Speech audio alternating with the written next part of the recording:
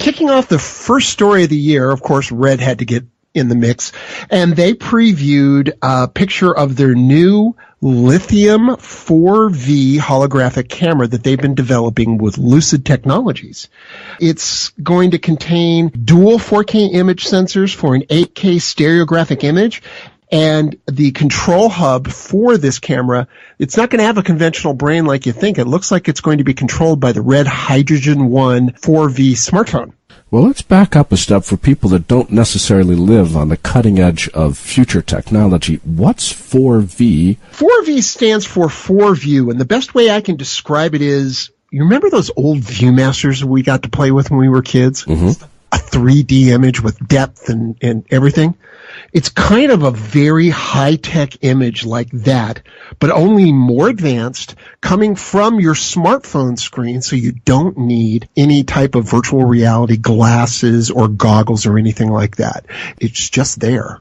But honestly, I think it's too soon to tell if 4V holographic content is going to take off. If we look to the past to see what these kind of technologies perform, we only need to look at both 3D and virtual reality to see that 4V may be the next great technology, but it may also be a very, very small percentage of the market. All right. Well, that's Red. What's your number 2 story?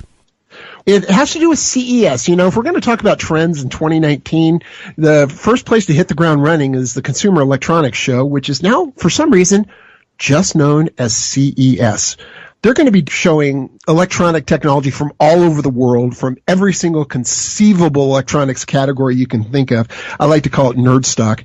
And the big buzzword is going to be the emergence of 5G mobile internet access.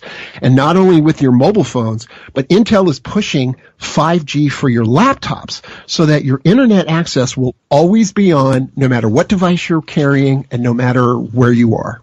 TV manufacturers will also be showing off the future 8K monitor designs, but industry analysts all agree that this year is going to be an off year for TVs as 4K prices have come down and content is only now getting to the point of market saturation where we're going to see, every Blu-ray coming out in 4K. But even then, we're still in a 1080p in the broadcast world, and even some broadcast channels are still broadcasting in 720p.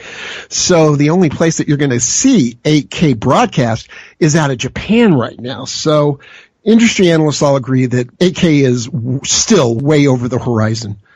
And the other thing that's going to be big at CES is going to be augmented reality, as it officially replaces virtual reality in many hearts and minds this year. Application developers are opening up their apps for overlaying data onto real-world images from their app, and that means that augmented reality is really going to be the hot thing this year instead of VR. VR, by contrast, is going to be going through an adjustment period as manufacturers like Oculus tack their way towards devices that are lower priced and don't require a high-priced computer to drive them. But even then, I still think VR isn't long for this world. Okay. 5G at CES means that it's still a while before it hits the mass market. Still, this is exciting news for those that need faster wireless download speeds. What's your thought? 5G is closer than you think. AT is already starting to push what they call 5G enhanced, and you should be seeing a 5GE logo on your mobile devices in the next few months. But T-Mobile execs are arguing that it's just a marketing ploy and that it's not really here yet. But many carriers are gearing up for it, and it's expected that 5G will launch later this year. Okay. What's our third story? Well, I know you don't really like rumors, but there's this persistent talk that Sony may showcase an 8K full-frame mirrorless camera in response to the full-frame mirrorless cameras that were announced last year by Panasonic, Canon, and Nikon. And while that may happen at CES, I don't think it's going to be an official major announcement. And even then, it'll likely be much like the A7 III, which uses a 6K sensor that downscales to a 4K image. So even then, I think it'll technically be an 8K image sensor in an A7 IV, but look for it to be a 6K image that comes out the other end.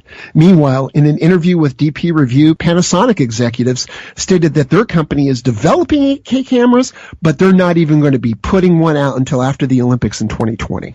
I'm very curious to see where this resolution battle ends up, because while I can understand the value of 4K, I'm not sure the value of 8K images or beyond is worth compared to, say, HDR and lower resolutions. Oh, I completely agree. I mean, I think if anything, the market for 8K would be in the movie theaters. But even then, those movie theaters only recently underwent an extensive and expensive refit to 4K projection. So I don't think their advancement timetable for 8K is as quick as the manufacturers would like. That's just the way it is. So I don't think we're going to see 8K anywhere for, like I said, the Olympics, after the Olympics in 2020.